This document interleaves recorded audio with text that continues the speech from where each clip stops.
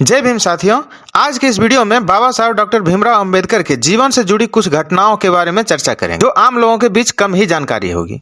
इसके लिए हम एक किताब का सहारा लेंगे जो बाबा साहब के द्वारा ही लिखा गया है। हम डॉक्टर अंबेडकर के द्वारा लिखा गया किताब वेटिंग फॉर वीजा के बारे में बात कर रहे हैं।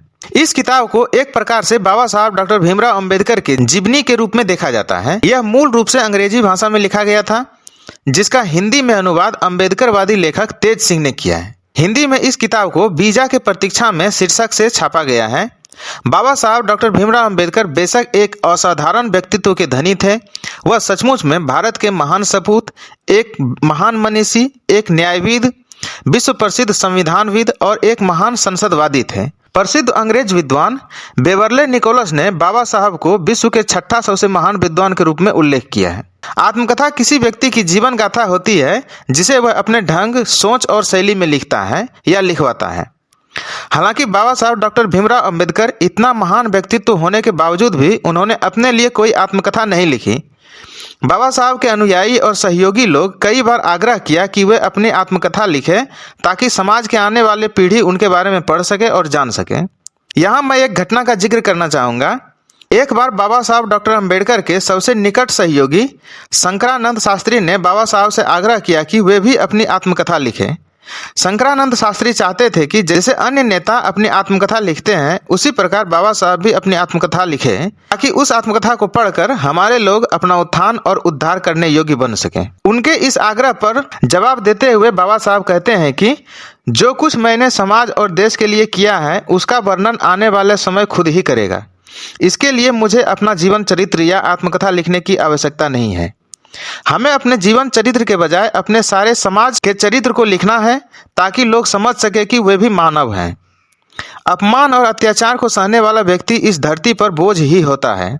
फिर आगे वे कहते हैं कि अगर हमारे समाज के लोग यह भली भांति समझ लें कि वे भी मानव हैं, सबके समान हैं और सम्मान से जीना उनका जन्मसिद्ध अधिकार है, तो वो खुद ही अपने उद्धार के लिए संघर्ष करेंगे। हम अपने समाज के लोगों को यह बताना चाहते हैं कि जिस प्रकार हर मानव माँ बाप से पैदा होता है उसी प्रकार उनका भी माँ बाप से ही जन्म हुआ है। वे भी अन्यों के समान मानव होने का अधिकार रखते हैं। बाबा साहब आगे कहते हैं कि हम केवल पथ प्रदर्शक हैं, मोक्षदाता नहीं। समाज में ऐसे व्यक्तियों की कमी नहीं है जो अपनी चतुराई के बल पर दूसरों को कमजोर बनाकर उनका शोषण करते हैं।